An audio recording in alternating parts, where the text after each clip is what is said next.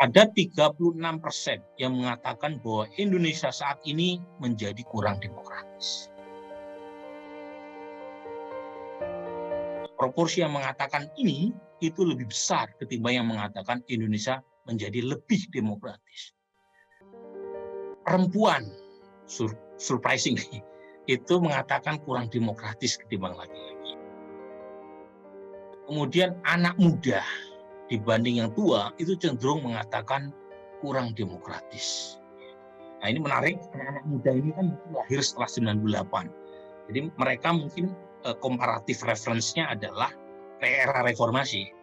Nah, kemudian kita tanya variabel lain, setuju atau tidak setuju dengan pendapat bahwa warga makin takut menyatakan pendapat. Yang mengatakan sangat setuju dengan pendapat ini 21,9%. Yang menyatakan cenderung atau agak setuju dengan pernyataan ini besar sekali, 47,7%. Yang menolak dalam pengertian nggak ada apa-apa, orang bebas ngomong sekarang itu 22,0%. Yang tidak setuju sama sekali dengan pernyataan ini 3,6%. Ini alarming. Lagi-lagi ya kita ingatkan, ada situasi yang di bawah alam sadar, masyarakat mulai takut ngomong. Survei membuktikan, alarming katanya Burhanuddin Muhtadi yang menyebut orang makin takut menyatakan pendapat. Saya ingin ke Ernest Prakasa, komika, sineas. Juga merasa seperti itu yang Anda tangkap juga, Ernest? Takut menyatakan pendapat, takut bersuara hari-hari ini? Kalau takut enggak, tapi mungkin lebih berhati-hati. Sebenarnya yang perlu saya ingin sampaikan unek-unek mumpung ada Bang Fajrul di sini ya. Kadang-kadang kita melihat bahwa rakyat Indonesia merasa dengan sosial media sekarang beropini menjadi mengerikan karena kadang-kadang tiba-tiba kita dilaporin ke polisi. Yang ngelaporin sih memang bukan Pak Jokowi, tapi relawan. Nah, sebagai yang direlawani, kalau nggak setuju sama kelakuan relawannya, ya ngomong. Maksud saya gitu, jangan, itu kan relawan saya, bukan saya. Ya nggak bisa juga dong kalau misalnya saya ada relawan Ernest Prakasa, kelakuannya saya nggak setuju, saya sentil kupingnya gitu. Jadi, buat saya, kebebasan pendapat saat ini memang secara formal diizinkan, tapi secara realita, saya nggak bicara represivitas seperti yang tadi sudah diceritakan, tapi di represivitas digital ini formatnya macam-macam gitu. Dari mulai cyber army yang melakukan bully, melakukan doxing, jadi memang smooth dan bukan dilakukan oleh pemerintah, bukan dilakukan oleh polisi, tapi kita nggak tahu ini siapa orang-orang yang melakukan teror-teror di dunia maya ini. Pokoknya kalau ada orang yang dianggap kritis atau mungkin menyinggung suatu pihak, institusi atau apa, caranya untuk menyerang di media sosial memang sangat beragam sekali gitu, dan kita nggak tahu siapa yang melakukan. Jadi buat saya pribadi, kalau dibilang sampai takut sih enggak, tapi mungkin lebih berhati-hati. Artinya kembali kepada substansi. Apa sih yang diomongin, ngerti nggak lulu ngomong apa gitu. Kalau buat saya sih gitu, dan apakah yang diomongin ini memang valid, ada datanya, dan memang bukan sekedar hoax atau propaganda. Itu sih Nana kalau dari aku. Oke, Bang Fajrul silakan ditanggapi Bang. Jangan takut turun ke jalan, jangan takut menyatakan pendapat. Anda dilindungi oleh Undang-Undang Dasar dan Anda dilindungi oleh Undang-Undang Nomor 9 Tahun 1998. Jadi jangan pernah takut. Nah Nana, seperti ini. Sebenarnya Presiden Joko Widodo itu kan sangat setia, tegak lurus lah terhadap Undang-Undang Dasar dan undang-undang yang demokratis. Kita lihat saja indeks demokrasi Indonesia sekarang kan meningkat jadi 74,92 yang dikeluarkan BPS. Sejak Pak Jokowi itu memimpin tahun 2014 sampai dengan 2019 itu rata-rata 72 indeksnya. Dan sekarang itu sudah 74,92. 2013 ke bawah itu rata-rata cuma 63, Nana. Jadi artinya kalau kita memakai indeks demokrasi Indonesia yang dikeluarkan BPS, ini angkanya lebih stabil sebenarnya. Oke. Nah ini kita melihat bahwa ada kemajuan demokrasi, tapi di dalamnya tentu ada dinamika. Nah sekali lagi saya menginginkan, karena perjuangan kita kan kita turun ke jalan, kita menyatakan pendapat, tapi kita siap juga bertarung dengan Pak Taufik Basari misalnya melalui legislative review atau di Mahkamah Konstitusi melalui judicial review. Saya ingin lempar ke Asvin, orang makin takut berpendapat itu sesuatu yang Anda temui juga? Ya, ketua BEM di Kaltim nggak takut berpendapat, sekarang ditangkap, ditahan. 14 orang sore ini ditangkap di Ternate karena aksi, begitu ya. Dan kalau datanya BPS, data The Economist Intelligence Unit bilang 2015 angka demokrasi zaman Pak Jokowi 7, sekian, sekarang tinggal saya lupa 6,49 atau 6,39 2019, 2018 sama juga 6, sekitar itu 6,39 atau 49. Jadi pada masa awal Pak Jokowi berkuasa saja sudah jatuh, apalagi kalau dibandingkan 2014, 2013, 2012 itu semua lebih tinggi daripada zaman Pak Jokowi, kecuali pada tahun 2015 yang 7 itu. Jadi memang turun, dan kalau lihat datanya itu terkonfirmasi dengan The Freedom House gitu.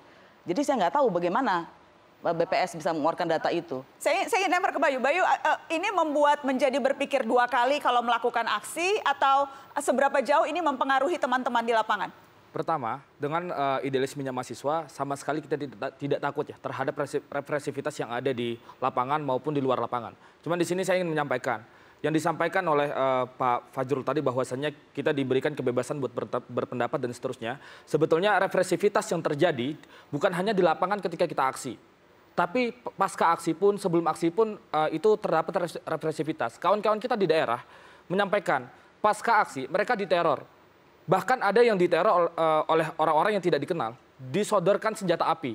Tapi untungnya kawan-kawan kita itu dijaga oleh kawan-kawan yang lain. Jadi kita pasca aksi, ketua BEM di beberapa daerah itu, saya tahu di daerah Sumatera bagian selatan, mereka pasca aksi harus mengikuti protokoler pasca aksi dalam tanda kutip, dijaga oleh kawan-kawannya dan seterusnya. Kemudian di Kota Magelang saya mendapat kabar dari kawan-kawan saya bahwasanya tembakan gas air mata yang ditembakkan oleh aparat itu sampai ke perkampungan warga, bahkan sampai ke perumahan warga dan masuk ke dalam rumah warga.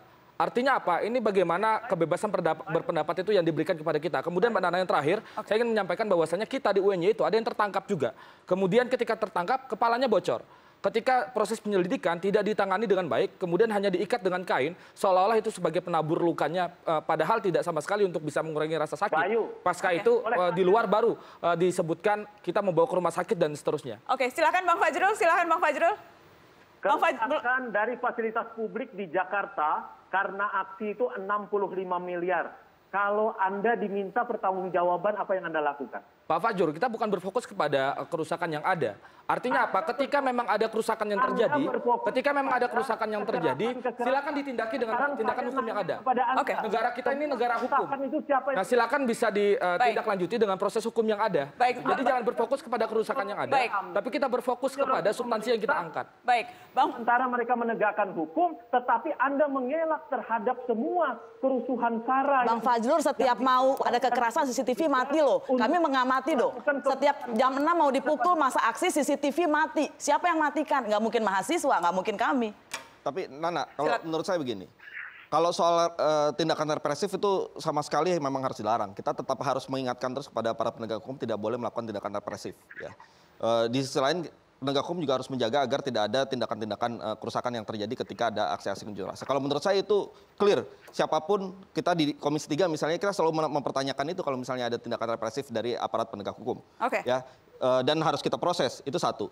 Yang kedua, kalau bicara soal kebebasan berpendapat, memang di era revolusi industri 4.0 ini yang menuju 5.0, itu persoalan kompleks. Ada persoalan di satu sisi freedom of expression, di sisi lain ada soal juga terkait dengan hoax, fitnah, kemudian hate speech, dan sebagainya yang di sini pun juga harus dilakukan penegakan hukum. Jadi itu yang kemudian menjadi kesulitan bagi kita ketika kita memilah mana yang freedom of expression, mana yang hate speech. Kalau menurut saya hate speech siapapun itu menurut kita di negara demokratis kita harus lawan itu semua. Karena itu penegakan hukum tetap harus dilakukan meskipun freedom of expression pun juga harus kita jaga. Baik, menarik karena tadi disebutkan soal siapa yang melakukan pembakaran, siapa yang melakukan perusakan. Yang jelas lewat keterbukaan data dan teknologi di era digital ini kita bisa menganalisa peristiwa. Salah satunya kita bisa menganalisa apa yang terjadi di balik perusakan pembakaran halte di Sarinah. Saya ingin tunjukkan eksklusif temuan tim Mata Najwa tentang siapa sesungguhnya pelaku pembakaran halte Sarinah. Ini dia.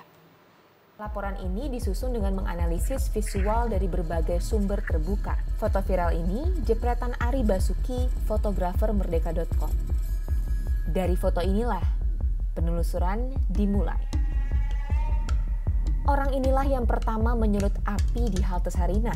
Orang ini, dan ini saling mengenal satu sama lain.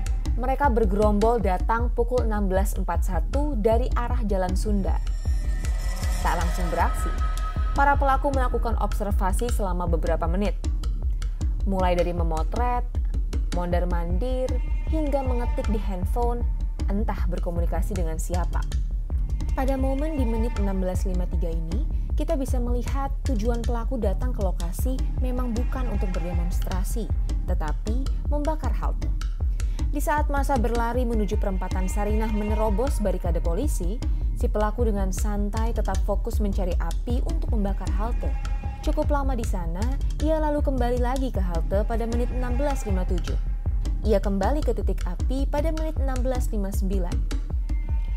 Lalu kembali ke halte membawa penyulut api yang lebih besar. Kali ini, ia diikuti oleh teman yang berbeda. 3 menit kemudian, pelaku terekam sedang membakar halte bagian selatan. Ini adalah kobaran api pertama di dalam halte.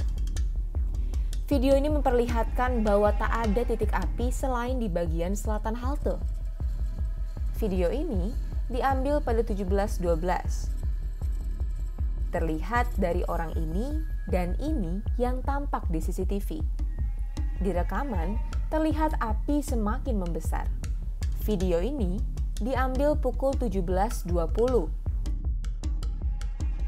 Terlihat dari sekelompok orang ini yang juga muncul di CCTV. Dari video ini terlihat pelaku mulai merusak sisi utara halte.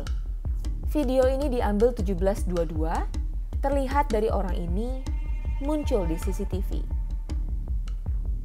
Ini adalah momen yang terekam dalam foto viral di media sosial.